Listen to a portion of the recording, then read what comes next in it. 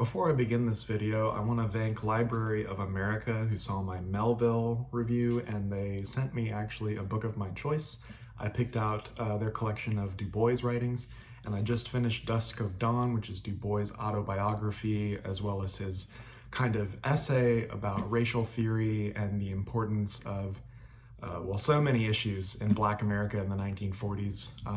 It especially deals with his split from the NAACP and why he turned towards a more Marxist approach to economics and revolution. So thank you, Library of America. I really enjoyed the volume. Now today I want to talk about Foucault's Pendulum by Umberto Eco.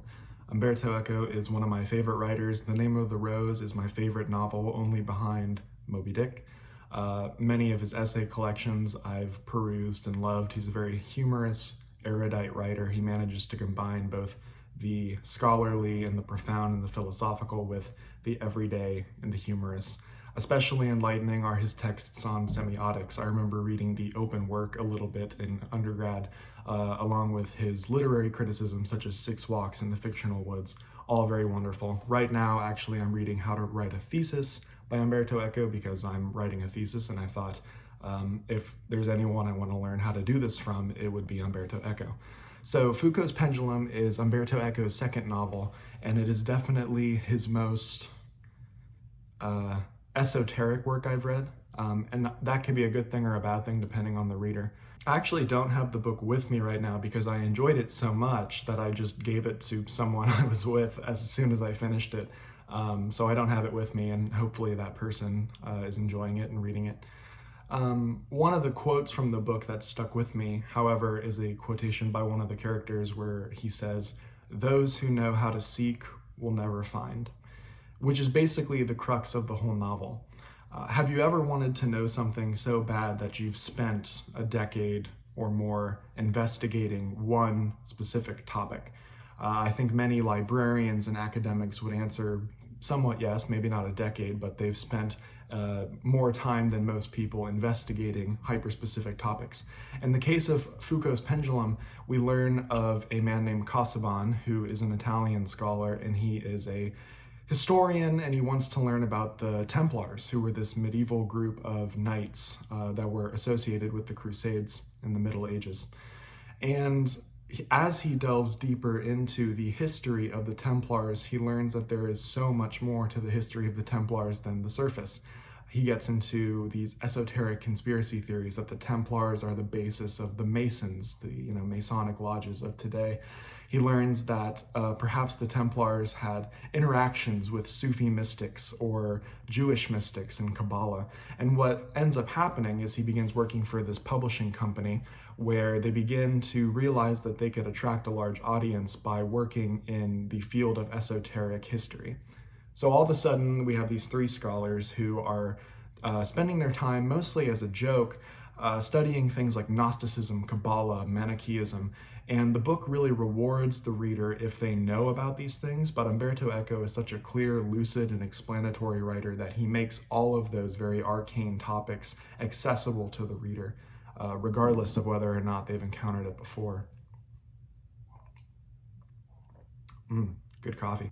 It's difficult to talk about this book without spoiling it, but I will say their investigation into these arcane topics leads them to come across something potentially life-threatening, world-threatening, secret power that lies deep within the bowels of the earth.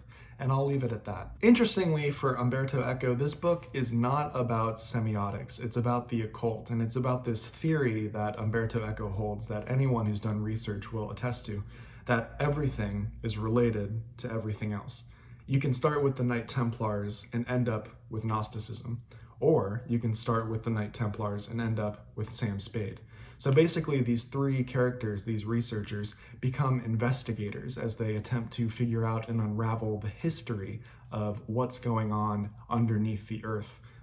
Again, I don't want to get too into it. So I think a question a lot of people would ask if they're skeptical about this book, because it is 600 pages. It's not a quick read. And I wouldn't say it's exactly an easy read, even though Umberto Eco is a very quick writer. I would say it's about the impossibility of knowing for certain anything. Again, those who know how to seek will never find. What we get is these three characters who are just floundering as they attempt to make sense of the world, and they so desperately want to know the truth. They so desperately want to know something beyond themselves, almost as if they want to find a religious experience. But as they continue their research, the further they look, the further they delve, the further they get away from the truth. Again, more questions they ask, the less answers they have. And it culminates in one of the most haunting ending passages in literature. How does this novel compare to The Name of the Rose? Well, I think The Name of the Rose is much more about semiotics. It's this genre play in which we have a Sherlock Holmesian monk trying to solve a murder mystery. This book also plays with genres. It's part adventure story, it's also part intellectual treatise. It's a very strange blend. And above all that, if you're not interested in the occult, which is hard to believe, I think that's a super popular topic right now, it's also a fascinating portrait into Italy. It talks a lot about Italy during the fascist era, but also Italy during the 60s, 70s, and early 80s when Marxism was starting to come in and there were revolutions with students, very much like what happened in Paris in '68. So if you're interested in Italian literature or Italian history, this is, I think, an essential read. One thing I was marveling while I read this was that this was written pre-internet, and there's some stuff here about the introduction of computers into research, which is interesting in itself, but the fact that Umberto Eco was able to culminate so much knowledge about so many niche, arcane topics is just incredible. You can tell that Umberto Eco, at heart, was a researcher, and he uses that knowledge and that ability to hunt and find. He's almost like a treasure hunter of arcana. It's bizarre, and he begins every chapter with an obscure quote from some random book that loosely deals with the following chapter, and you just have to marvel, where does he find these sources? Even today, like some of the sources he referenced, I would try to find them, and I'm like, I can't get my hands on this. Like this is like a very difficult text to get your hands on.